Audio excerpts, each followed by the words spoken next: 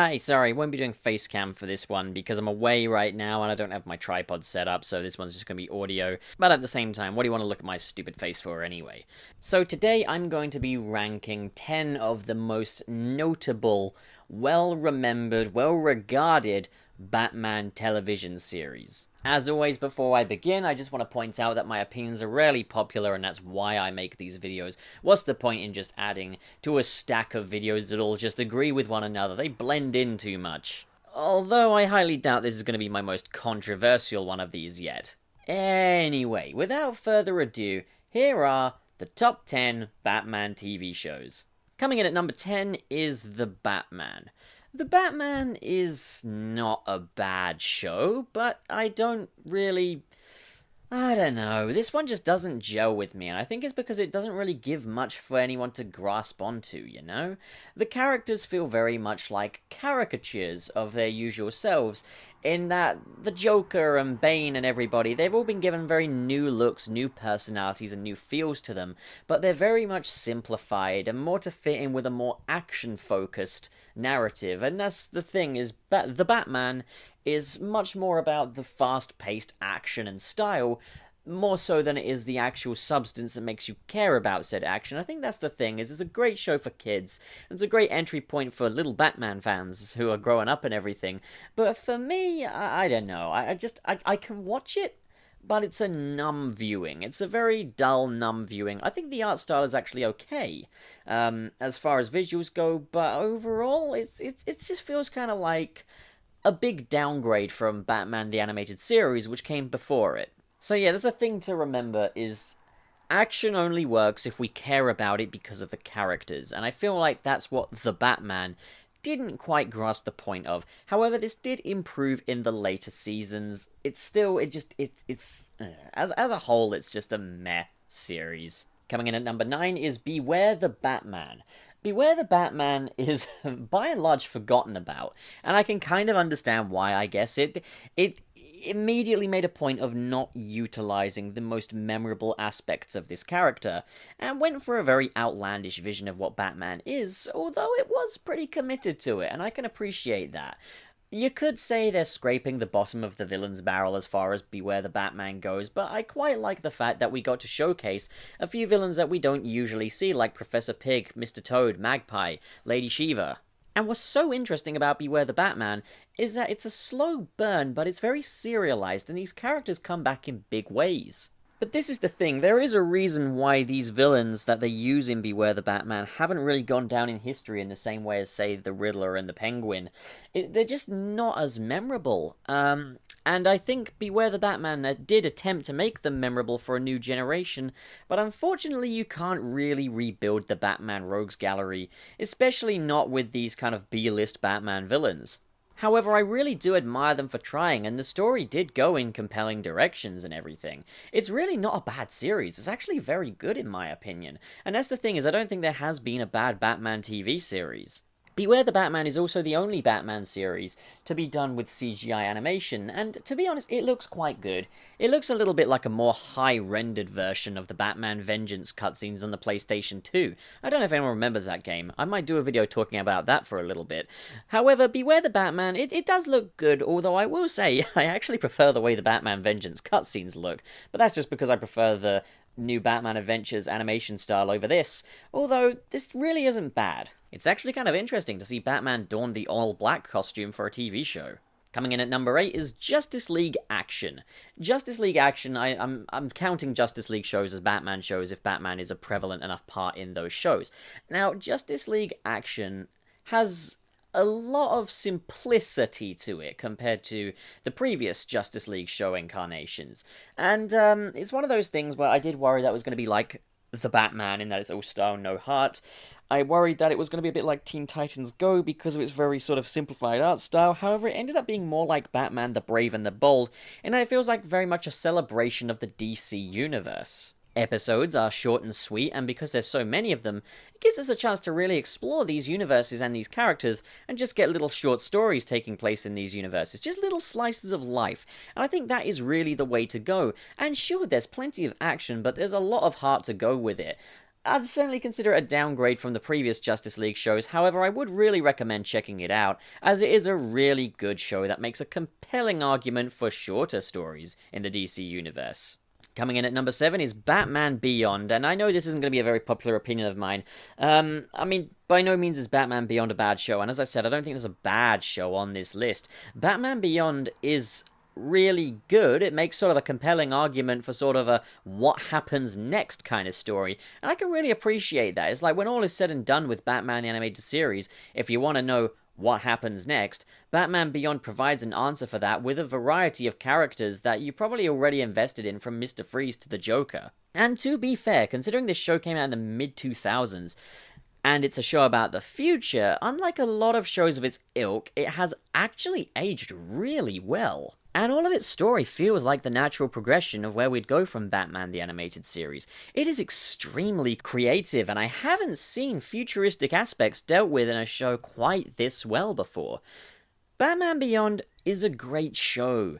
It doesn't grab me the way classic Batman does, and that's fine. To be honest, the result is more than I could ever expect for a show that takes place in the future, in a post-Bruce Wayne Batman world. It's still got everything that you love about classic Batman.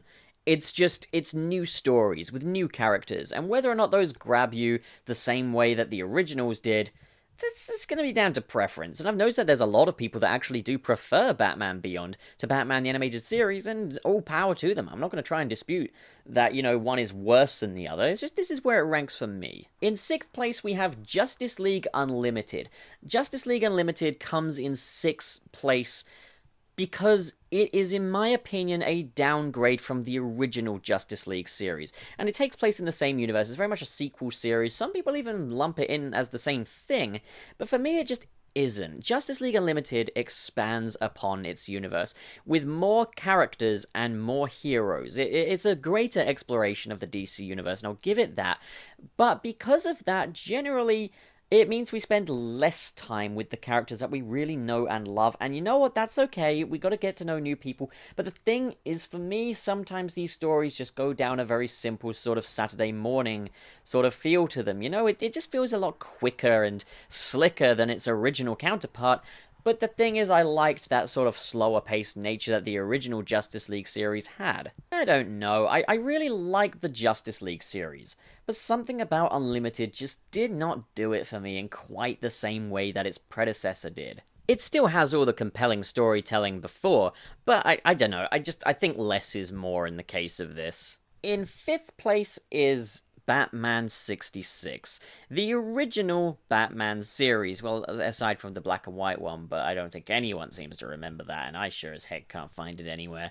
Or maybe it's just not that watchable, I don't know, I'm making excuses now. Well, anyway, Batman 66. Batman 66 saw Adam West don the cape and cowl with Burt Ward as Dick Grayson, aka Robin, as well as Cesar Romero as the Joker, Burgess Meredith as Penguin, Frank Gorshin as Riddler, and the thing is, there's so much to write home about when it comes to Batman 66. This show just has so much going for it.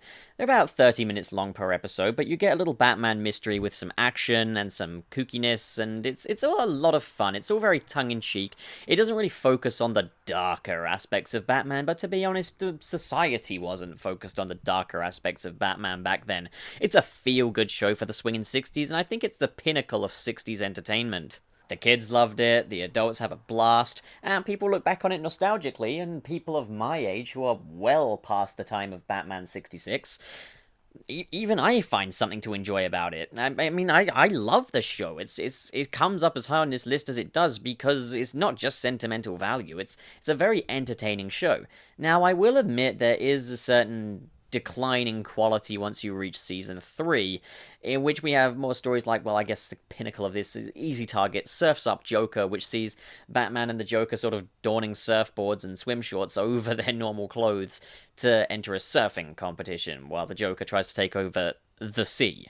But at the same time, there's something to be said for how stupid that is. It's kind of wonderful because of it. It kind of ends up being absolutely wonderful because of how stupid it is in Season 3. But Season 1 and 2 are unironically really good in my opinion. And I know what you're thinking, Will just has a massive stiff for retro Batman because he's a contrarian. Well, of course you think that. You hate fun. And in fourth place, we have Justice League, the animated series. So, yeah, Justice League Unlimited, I kind of said what needed to be said about this, to be honest, but we got more of a confined sort of a lineup of Batman, Superman, Wonder Woman, The Flash, The Martian Manhunter, and the Green Lantern. Forgive me if I've missed anyone off there. I just thought the stories here were more focused on their characters in this version of the show. And I think Justice League, the animated series, is probably one of the most perfect cartoons ever to come out. It really explores the DC universe in a big way, and it has really compelling stories. Sometimes you laugh, sometimes you almost kind of cry. It's really emotionally engaging. And that's something to really be said about it. And I think, what makes this kind of special was it was kind of the first show since Batman the Animated Series to really team Batman up with other superheroes, which I feel adds a necessary levity to sort of the lineup and everything. It really adds more humility to the show. And that's not me saying that Batman the Animated Series didn't have enough humility. That certainly wasn't a flaw with Batman the Animated Series. It was absolutely fantastic. I just feel this puts Justice League on a different level to Batman the Animated Series. And it gives it kind of its own identity. There was just so much heart to this, and I feel like this is kind of the pinnacle of DC entertainment. In third place, we have Gotham. Right, I've talked about Gotham a lot, so I'll try and keep this relatively brief. But Gotham is kind of a very interesting beast because it reinvents itself from season to season, but very much by and large, it's a Batman origin story, but at the same time as being a Batman origin story, it's like, okay, what if your favorite Batman stories all came to life? Except Batman is a child in those stories that can't really do as much as he would now that we know that he's Batman today. But it's a show that's very much had a bit of a squabble between whether it's a show about origins or if it's just a show about Batman villains. The thing with Gotham, though, is it is irresistibly unpredictable and utterly bombastic. I think it's a show that old school horror fans really ought to treat themselves to, because it really does go full on the old school horror aspects, be it body horror or just general ghoulishness. Season 1 is very much a mob and gang show with a bit of a tongue-in-cheek twist to it, a little bit of a cartoonish zaniness to it. Enter season 2 and it is all about the villains. Enter season 3 and it's much more sort of about the birth of Gotham as a city and sort of coming into its own and everything. Enter season 4 and it's about very much the birth of the Joker and the collapse of Gotham, and in season 5 it's all about the rise of the Batman. Now, as much as I'd love to call Gotham a perfect show, it isn't. There have been certain plot elements that have led to frustration for me, as well as a less than stellar final season. However, it's those regular villains that I really do tune into the show for, such as Penguin and Riddler, but they also treat us to a plethora of Batman villains, including Mr. Freeze, and probably the best live-action version of the Joker that we've ever seen. Gotham really gave a chance for us to see Batman villains done in live action, done with dignity. So, characters that we haven't really seen since the Joel Schumacher era, they get their second bout here, and I can't say how grateful I am for having a live action Mr. Freeze that isn't as corny and stupid as the Arnold Schwarzenegger version. And while I'd say the Gotham version of Mr. Freeze is not really much to really write home about, it is, however, at least a faithful adaptation, and it's pretty well done. If your favourite thing about Batman has always been the villains, pretty much like it's been for me in that case, Gotham is a show I cannot recommend enough, and it really gives great stories for these villains. In second place is Batman the Brave and the Bold. This show is underrated as hell. Batman the Brave and the Bold is utterly airtight and foolproof. At best, it's a show with an immense amount of humanity to it, but has a lot of fun and does it in such a kooky, enthusiastic way that really explores the DC universe in full, in absolute full, not a single stone unturned. At worst, the episodes might not do it for me in some occasions, but I can't deny that they work. It's a show that has a very tongue-in-cheek attitude towards Batman, and treats this character with all the sort of 60s glory that he's kind of been growing up with in a way. But we really see the full range of what these stories could possibly have to offer. It's the kind of thing where, like, Batman, time traveling, meeting aliens and stuff, it shouldn't work. But Batman the Brave and the Bold plays it off with such a cheeky smile that it absolutely definitely does. The show is utterly self-aware of how kind of silly it is, but it wears it on its sleeve. Now, the general format is Batman usually ends up teaming up with another superhero, and the two will learn some things from each other along the way. The highlights for me are definitely Aquaman, but also the episodes that feature Paul Reubens as Batmite. For starters, Batmite is a very underappreciated character. He's kind of the Batman equivalent to Mr. Mxyzptlk, but this is where most of the self-awareness comes from, is this character of Batmite. He's quite a regular character, and he's very, very entertaining as just a Batman fanboy that basically follows Batman around. Worse yet, he also has the ability to influence reality. How crazy could that possibly be? Well, it reaches a new level in the finale. Now, I really recommend checking out the finale, so I won't spoil too much, but let me just say that, in my opinion, the finale for Batman the Brave and the Bold is the greatest TV finale of all time. It is that good. It is that brilliant. It is that sharp. It makes me laugh so much. It's so self-aware, but then when you reach that final moment, Jesus Christ, does it hit you in the heartstrings. Batman the Brave and the Bold is a Batman that's accessible for children, and in the best dang kind of way, because as children growing up with classic Batman stories, and really growing up to understand the DC universe and how wonderful and beautiful it can be. They get really compelling characters, really compelling stories, hilarious catchphrases, hilarious moments, emotional moments, and maybe some of it flies over their heads, but who cares? They'll come back and revisit this. It's that good. See, parents, it's not Minions your kids need. It's Batman the Brave and the Bold. Seriously, Illumination Entertainment, you suck. Take your Minions and go to hell. And in first place.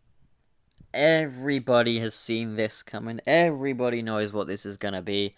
And you're quite right. I mean, what else could it possibly be? Jesus Christ, gonna get on with it now. Batman the Animated Series. Boy, if ever there was a series taken for granted, it was this. Batman the Animated Series is absolute perfection. Batman the Animated Series is absolute and utter perfection through and through. From the art style, to the direction, to the voice cast, to the stories, to the writing. This is a show with the absolute and utmost of credibility that reimagines its world with the absolute and most utmost of respect and dignity. This show redefined Batman for a brand new generation with brand new villains, as well as definitive reimaginings of familiar ones. Batman the Animated Series is a show that I watched as a kid. I watched this when all this flew over my head. And I revisited it for that reason. I revisited it because I wanted to see if it was as amazingly satisfying as I remember it being for me as a kid. And boy, was I utterly blown backwards when I rewatched it as an adult. Do you know the very first piece of Batman media I ever saw as a little kid?